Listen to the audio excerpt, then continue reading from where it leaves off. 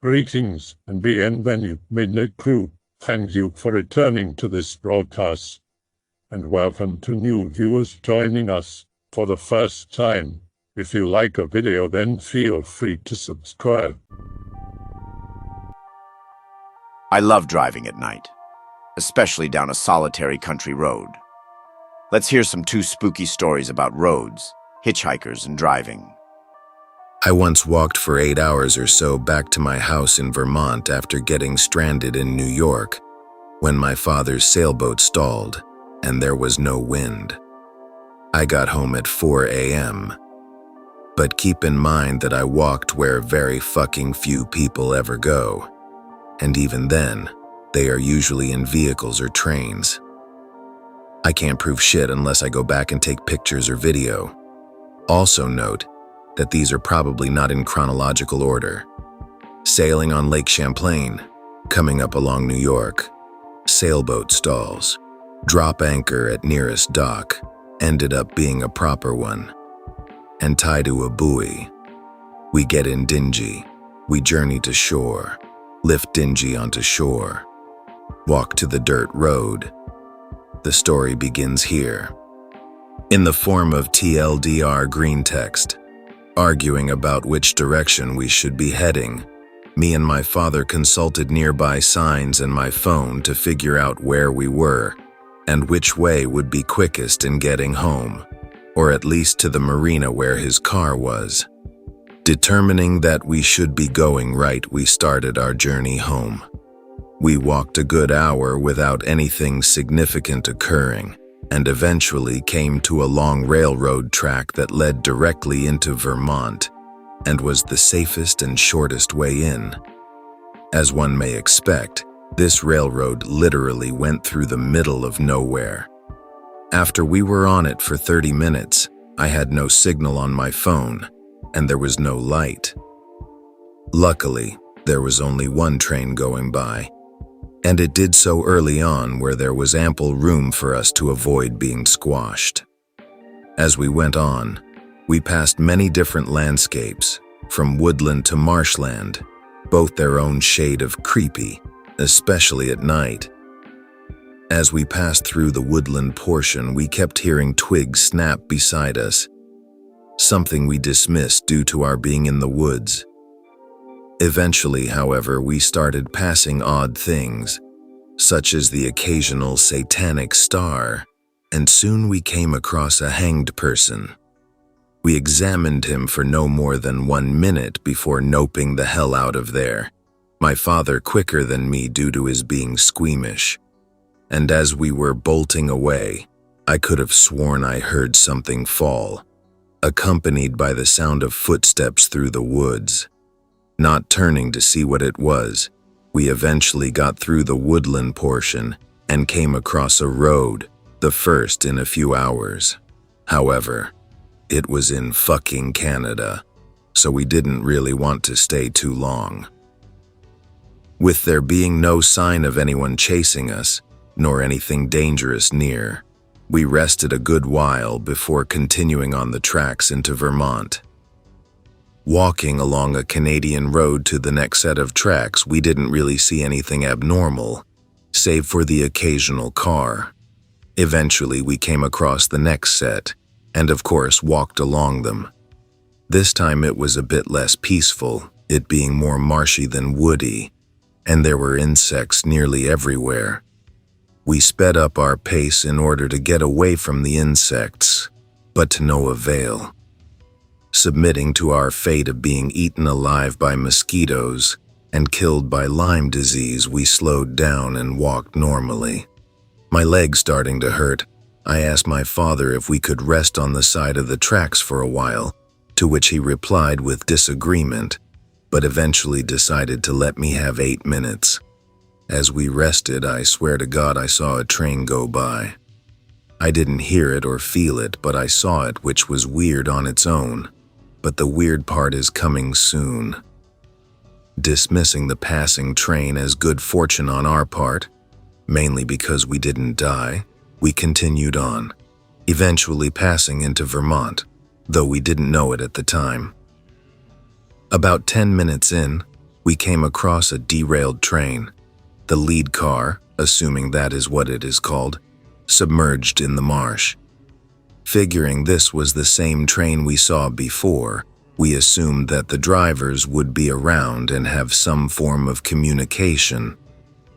My phone had died, not before I placed calls to my brother and mother, both of whom hung up angrily for me waking them. Not finding them, we walked around the train. Looking back about 2 minutes later, the train had disappeared, and mist had begun to gather all around us. Now, walking with less visibility than before, we were fairly spooked but suspecting we were nearing another road. By signs suggesting thus, we tried our best to continue onward. The entire time we were walking through the mist, both of us saw shadows and silhouettes all around us, something that didn't encourage us by any means to keep walking but rather to run. Eventually reaching the road, and the mist having led up to the point that we could see again, my father noticed a building that he used to visit for work or something, though at that point it had been abandoned for a few years. Noticing a payphone, I ran over to it and asked my father for change. Instead of handing me change, he grabbed my hand and ran back toward the road. When I asked him what it was about, he told me that he saw a light on in the building, something that really shouldn't be, and that it wasn't safe to make noise. Agreeing with him, we continued onto the road. Now a good ways nearer to the marina than home, we elected to go there instead and get his car. Nothing occurred for a good 2 hours, and we eventually reached a location quite close to the marina. At this point, my legs were killing me, so I asked my father to go ahead and get the car, and then come back to get me. Not noticing my surroundings, I allowed him to leave and get a good deal away, too far for me to catch up. When I looked around out of boredom, I noticed we stopped right outside an abandoned house, with a giant field and a derelict fence all around the perimeter. On this fence there was a notice: home to be demolished by order of owner. Now, none of these would freak me out too much, but mist again seemed to form, as if by cue after my noticing everything. This created an ominous horror movie type feel to the location. Immediately noping, I turned away from the misty property to the woods across the road, a terrible mistake. Standing there, looking at me, was a man standing at 6 foot some inches, taller than me by a foot or so, wearing a dark hooded robe. Noping every possible way in every language possible, I started running toward the marina to find my father. Hearing laughing behind me and the sound of running, I did not stop. Eventually, both stopped, and I was running alone through a misty back road to the marina. I didn't get far before I saw another figure running toward me, with what I assume was an open robe, judging by how it moved as he ran. I ran faster than I had in years until I saw headlights coming my way. It was my father. Jumping into his car the second he stopped, I told him to go as fast as he could away from the area, something he inquired about. Now noticing 5 figures, all in robes, walking through the fields and toward the car, he apparently got the message and floored it, speeding slightly all the way home. And that was my journey. Creepy shit. My father went back to get the boat the next day, and his dinghy was slashed. That was pretty much the end of the happenings. 2 years ago, a girl and I were driving at 1 a.m. in the farmlands of eastern Pennsylvania. I start talking about spooky stuff and say how creepy it would be if we saw a girl on the side of the road. On the right side of the road, there's a woman in all white with her head down. The girl speeds past the woman and starts freaking out. I yell at her and tell her to turn around because she may need help. We go back to find the woman standing where we passed her. We drive up next to her and roll down the windows. She's an actual person in her 40s. She tells us her newlywed husband abandoned her in the middle of the day because of an argument. She's new to the area and doesn't know where she lives. I tell her to get in and let her in the back of the car. I keep an eye on her as she talks about her abusive husband and how she met him at an auction only a few months ago. We're driving for an hour trying to find a familiar place to her. We come up to an old dirt road, and she says she lives up it on a farm. The husband most likely is at the house sleeping. By now, it being around 2 a.m. We slowly drive up a 2-mile-long dirt road into a giant, run-down house with metal junk littered everywhere. She gets out and tells us to stay there while she tries to get inside.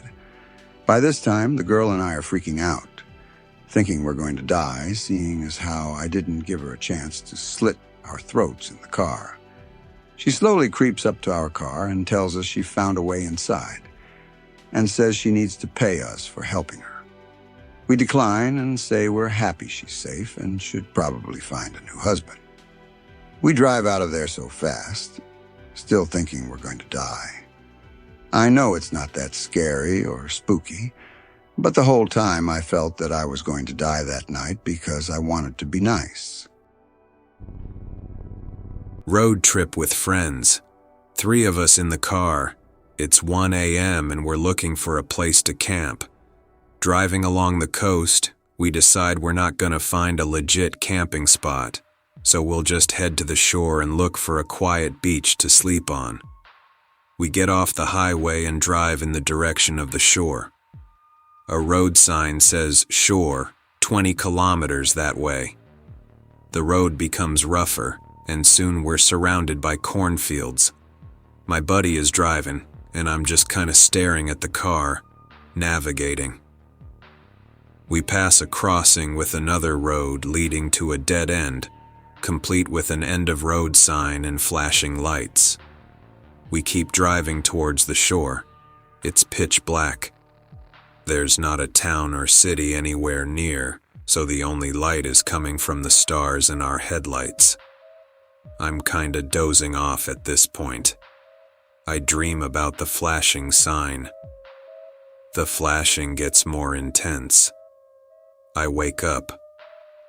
We pass another end of road sign. We're still driving through the cornfields. I ask my friend if we're almost there yet. I don't know, man. We've been driving for a while. I check the clock. It's 3 a.m. I do some drowsy math while we pass another road end sign. Shouldn't we have been there already? I know, right? Do you want to turn around? I'll turn us around at the next crossing. We hit the next crossing. Another road end sign with flashing lights.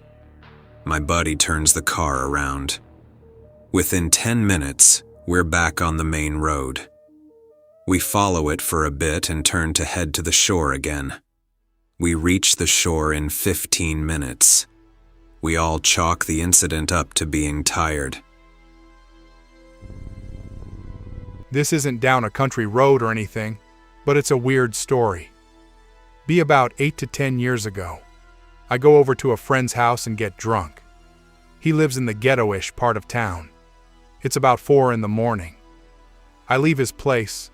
I turn the corner and go straight down the road. There's a guy in the middle of the road flagging me down. I roll my window down just a little bit. Hey man, thank God you're here. My wife is hurt, and she has to go to the hospital. Can you give us a ride? She's down the road, a few blocks that away. Nah, I have to get the car back to my parents. My stepdad needs to use the car to get to work, and if I'm late, it's my ass. Ah, come on, man. She's hurt real bad. Dude, I'm sorry, but I can't. Man, that's messed up, man. She's really sick, man. I think to myself, first she's hurt, now she's sick. I tell him something to the effect of, with all the time you're wasting, You could have called a cab or an ambulance. Hey, fuck you, man. I drive off. Got one from tonight. I just got off work, worked until late, 1 a.m. I was walking out with my boss. I was going to follow her to her house since mine recently got burglarized and I didn't feel safe alone without my gun. I got in my car. It refused to start, which is the least surprising thing to me. I asked if I could hitch a ride with her. She nodded and I got in the front passenger seat. Her house is a ways away, through some suburbs and a long stretch of country road with all sorts of stories on it. We're driving, flipping through some of her music CDs. I look up because I'm about to light up a smoke before we get there. I see a group of men in dark robes walking in a linear, straight line across the road with torches. As we get closer and finally stop, we're about 17 feet from them as a whole. In the middle of the line, I suppose, I see some of the guys dragging something in chains. It gets into the radius of the headlights and it's some creature. It has really long legs, a strange arrow-shaped head, and it's bleeding and groaning. My manager gasps and shrieks, "What the hell is that?" I had my window open, and she was loud, so the guys seemed to just notice us. Somehow they all stop and stare at us. I hear rustling in the bushes, and two guys from each side start walking towards the car with something in their hands. I figure knives. I tell her to floor it. She backs up faster than I've ever seen someone back a car up before, turns, and speeds away at 125 miles per hour. We take an alternate route, which takes longer. I see a large streak of blood. We speed through it all the way to her place. There's a lot of cult activity around where I live, but I've never heard of anything with creatures and shit. Most of the cults are just angsty teenagers. Nothing like this. Currently, I'm not sleeping ever again. I can also post a few folklore stories if anyone wants. Some are pretty interesting. Join the terror-induced insomnia. I'll Greentext. There's a legend of an older man named Wilston. He was a humble farmer and a good friend to a lot of people. He spent his nights usually at the bar, telling stories of the old days and drinking, before heading home to his family. One night while he was drinking, a young man was said to have come into the tavern. He was clearly from out of town. The man never said more than one word if possible. Wilston was a social older man at the time in his mid-50s. The story is said to have happened sometime in the 20th century. He tried his damnedest to get a conversation with the guy. He managed to get him into a game of poker. Will never lost a game of poker in his life. The two sat down and discussed the bet. The younger man in black said simply, "Your soul." Will laughed and agreed. He was never superstitious and was always sure he'd win at poker. They played for hours until finally Will lost. The man smirked, got up, and vanished into the night.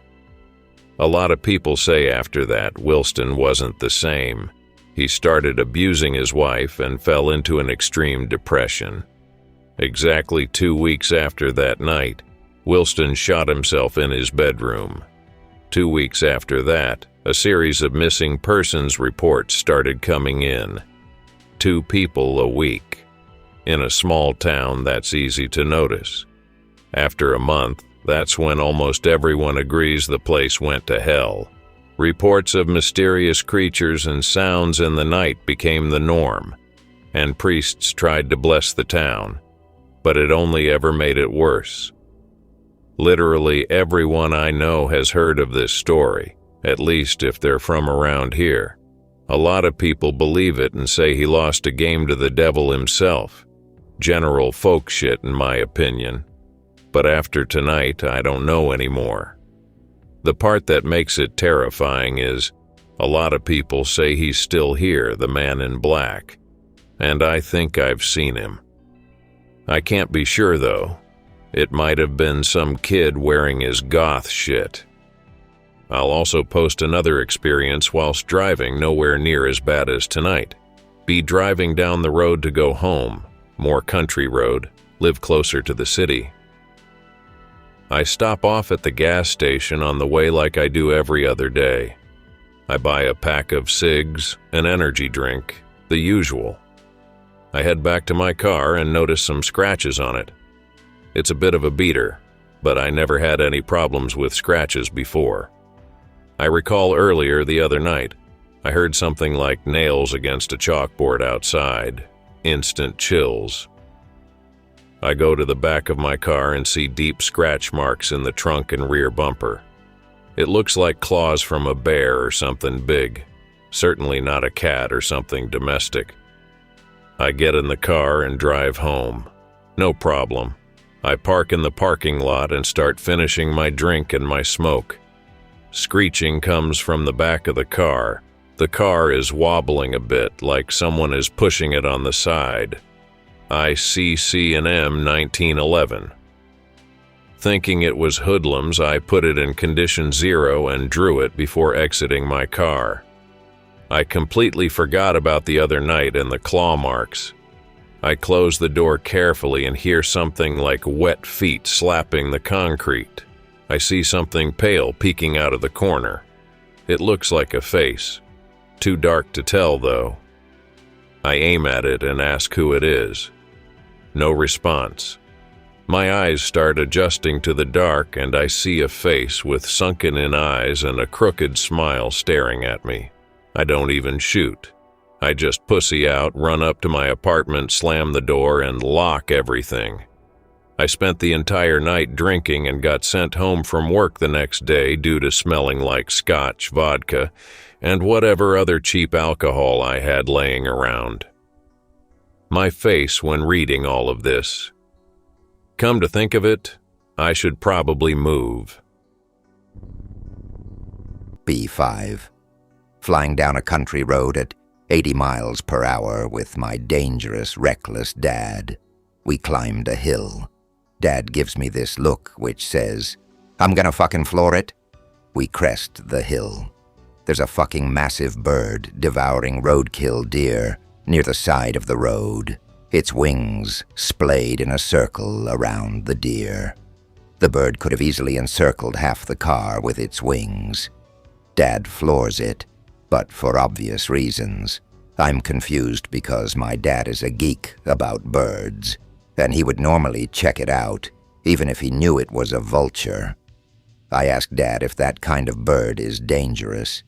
He says he never saw a bird that big in his life, and he has seen albatrosses. Huh? Weird. We get to my uncle's house, a close family friend. He's native and somewhat superstitious, despite being trilingual and a physics college professor. He tells my dad over a beer that he probably saw a thunderbird. He says he saw one of his sheep, confirmed by ear tag, several miles away, mostly devoured, halfway up a tree. I ask both of them about the story years later. They confirm it actually happened, and it wasn't a false memory.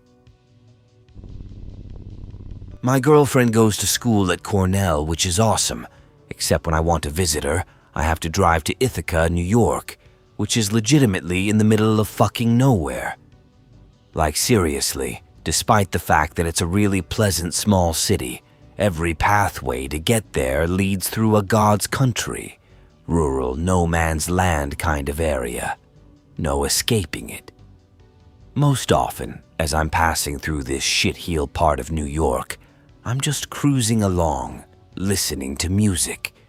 Of course, most often I travel by day, so the empty fields and crumbling houses don't impose so hard on the mind then. But every now and then, the desire to rush out there for the poon overwhelms, and I'll head out at an hour that will require me to make some of the drive during the night. And it's always frightening to be on those redneck roads with half a mile between houses at night, because I know if I break down, I'm done.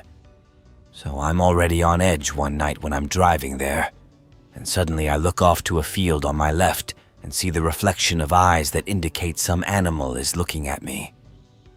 You know, the reflection that human eyes don't give, but it was at a human height. I tried to think nothing of it and drove on, and yet, further on the other side, I see the same thing. Eyes, same height, clearly staring at me as I go by. And then every field I pass from then on has them.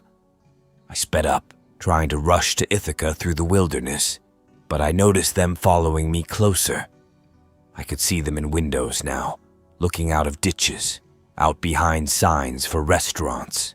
These eyes following me constantly, until I finally pulled into the urban part of Ithaca and finally knew I was safe.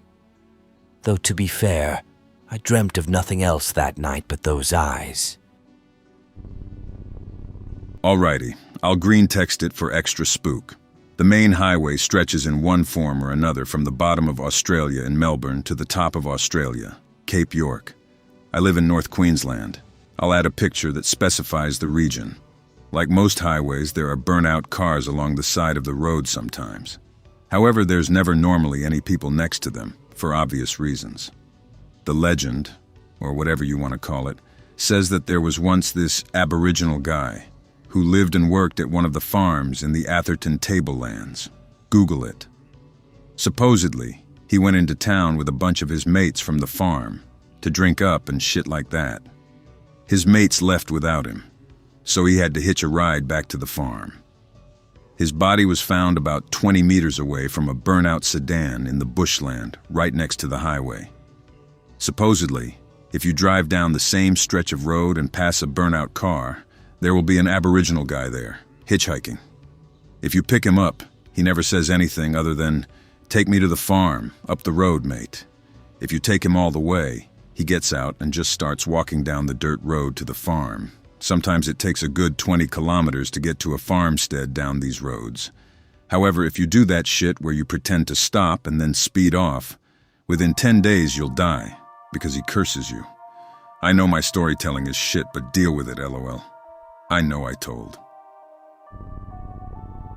A guy abandoned his disabled vehicle on the side of the road and attempted to hitchhike.